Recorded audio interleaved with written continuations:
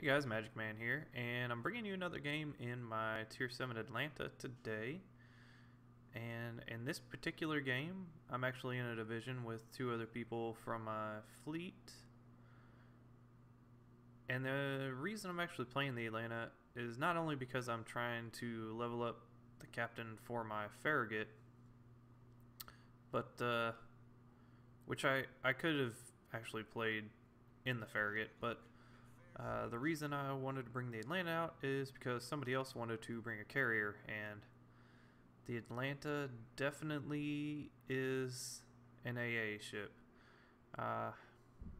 In this particular setup, because I'm using my farragut captain, I don't really have any AA skills that modify my AA, and I unfortunately don't have advanced firing training, so my firing range is only 11.1 kilometers, and because I don't have concealment expert yet, my concealment with this camo is only 10.7 kilometers, so not a whole lot of wiggle room there between my firing range and my detection range, which is kind of sad. But I did get into a game where we had a double carrier, which is going to be great for me because there are going to be a lot of planes to shoot down.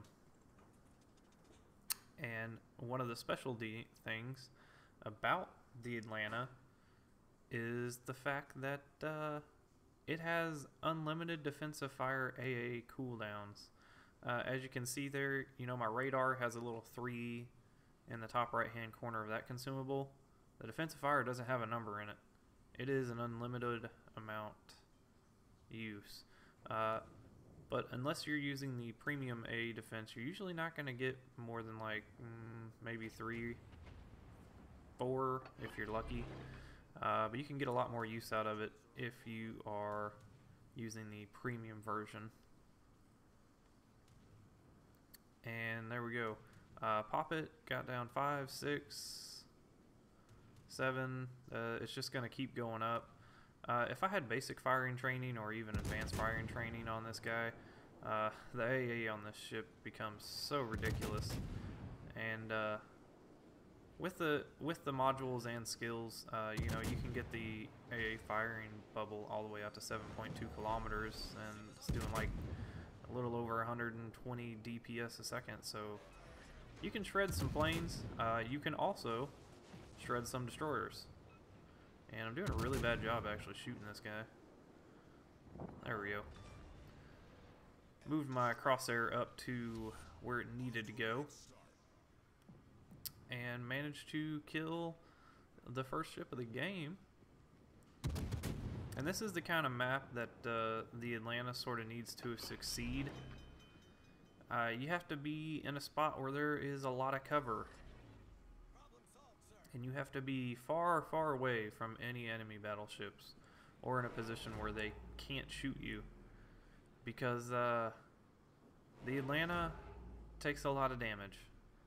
It really does. It's like a big destroyer.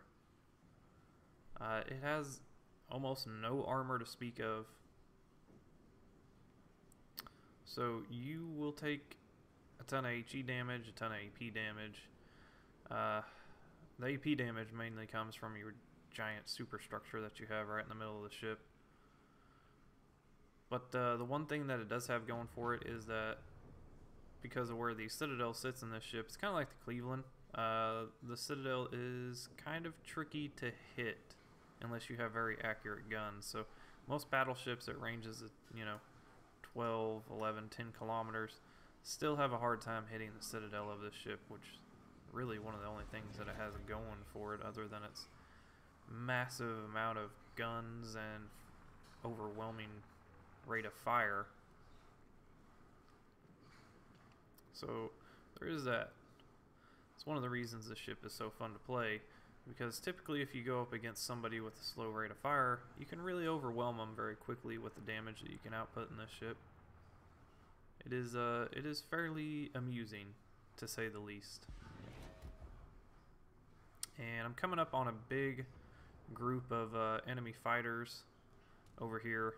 Hopefully my AA will tear them up, but it looks like as soon as they see me, they almost immediately pull back.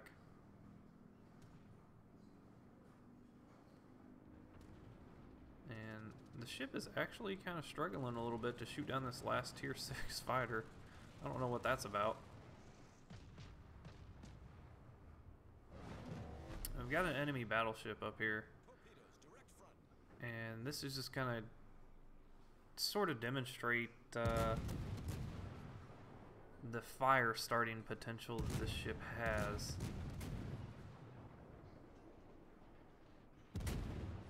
And especially the shooting over island potential that it has. I've hidden myself behind this island right here next to my division mate. And this is one of the weak spots of the Atlanta. It doesn't particularly accelerate very quickly forwards or backwards, and I've actually eaten some torpedoes because of that. I underestimate how slow this thing gets moving, and I think that has a lot to do with the fact that I mainly play destroyers. And wow, I sunk every single one of those shots into that island. But now I should be getting into a spot where I can reliably lob some shots over the backside of this island. And we get another fire there. And since he already put our fire out from earlier, he is going to take the full, well, almost full duration of that fire probably. If he's running a premium repair, his repair would probably be up in, 15-20 seconds. And that's the reason I'm still firing at him, but now he's so far behind that island, I don't realistically have a chance of continuing to hit him. And there is a Mitsuki. The Atlanta is really good at killing destroyers. Unfortunately for me, the Mitsuki is hiding behind that island. I don't think he's really interested in coming out. And I was hoping that Gneisenau was going to die from all the fire he was taking. Unfortunately, he did not. So I'm going to go ahead and finish him off with my main guns. And that's just how ridiculously long it takes for the shells to get there in this ship. I think it's about a 5-second reload. And those shells were still hanging around in the air when the second volley went off. I should have used my radar here, because I knew there was a destroyer around here somewhere. Like, I figured he was probably still behind the island, but that unfortunately was not the case, and I actually end up letting my division mate there eat some torpedoes because I unfortunately was not using my radar to spot. And at this particular moment, I was more interested in killing this guy with the battleship guns who is shooting HE at me. So yeah, at this point, when I saw that, I just was like, oh, okay, well, I'm going to turn back out then and use all of my guns to shoot you if you're going to shoot me with HE. Because I really have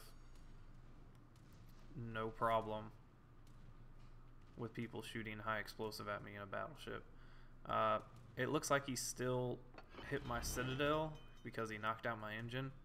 Yeah, German HE, it's got a little bit more penetration than everybody else, because instead of dividing your shell caliber by 4 and figuring out, or instead of dividing your shell caliber by 6 and determining how much armor you can penetrate, theirs is a 1/4 calculation instead of 1/6 for everybody else. So the Germans have a little bit more HE penetration with their shells than anybody else, and it's just the German battleships and cruisers. The cruisers recently got that, but the battleships I think have always had it since they've come out. So German battleships with inertia fuse high explosive, they can, I think there's a couple of them that can get like 100 millimeters of HE penetration, which is just ridiculous. You can like Citadel cruisers with your high explosive. Although I don't know why anybody would go to that sort of length to do that, because, well, it doesn't really make a whole lot of sense. especially when your AP does so much more damage. And I think the video just locked up here. Yeah, I don't know what that was all about.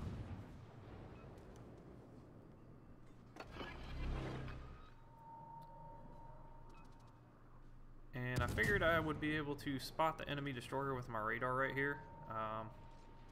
But that doesn't turn out to be the case, unfortunately. I do, however, spot a New Mexico coming around this island. And that's a big problem for me, because I'm probably going to lose quite a bit of health here with this guy coming around the island like he is. Luckily for me, though, he is broadside on, so I should be able to deal quite a bit of damage to him with my AP very quickly. And that volley was aimed just a little bit too far forward, because most of it hit his turret and shattered, didn't penetrate. That was a little bit better volley right there. And that was a pretty good one too, and he's unfortunately going to die to the fire. I really wanted to get that kill. And there's the enemy Mitsuki. He is unfortunately in for a very bad day now that he's been spotted.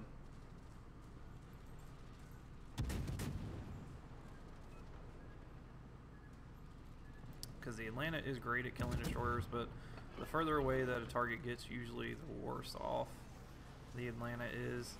Anything from, I'd say, 8 kilometers and lower, the Atlanta really kills people, or kills destroyers pretty effectively. But anything more than that, and it gets very hard to land the shells there. See, I'm only landing like 1 or 2 shells out of these volleys, just because of how far away that guy is. It's becoming very difficult to hit him. And I'm trying to make one of the tightest turns ever in this ship right now. And because of that, I'm going at a very slow pace. And my division mate actually gets a Kraken Unleashed right there with that kill on that shores. And he gets a close quarter expert too, so it looks like his secondaries took him out. So I actually did manage to make that turn. The Atlanta's turning circle, not really that great, but it's not that bad either. It's pretty average turning circle, so I'm not going to complain about it. I actually really enjoy this ship, even though it has some very obvious flaws and weaknesses. And it looks like we're going to end up winning this game. I was hoping that we could, between me and my carrier friend, we could get the rest of these guys, but I don't think it's going to happen. There's too many other enemies around shooting at these helpless carriers. And it looks like we're probably going to get enough points to actually win the game.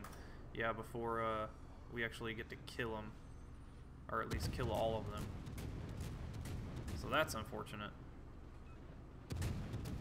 Yeah, and this is going to be the game right here before this guy even goes down. Okay, so moving on to the results here. We actually got 4,600 base XP. We got the first blood medal. We only sunk 1 ship, but I got a capture point and I assisted in another one and shot down 32 planes, so that wasn't bad. And we actually end up there with like 2,300 base XP, which is pretty good. And my division ends up right there on the top, 1, 2, 3. So that wasn't too bad. Basically carried our team to victory there, and definitely sort of spread our damage around on at least 4 targets, which wasn't too bad. And as you can see there, most of my damage came from high explosive and fires, which is usually where most of your damage is going to be coming from in the Atlanta, because of the caliber of guns that it brings to bear in the rate of fire. But ended up making 243,000 credits, and got a nice chunk of Commander XP. But anyways, if you like this video, please hit the like button and subscribe. Okay, so moving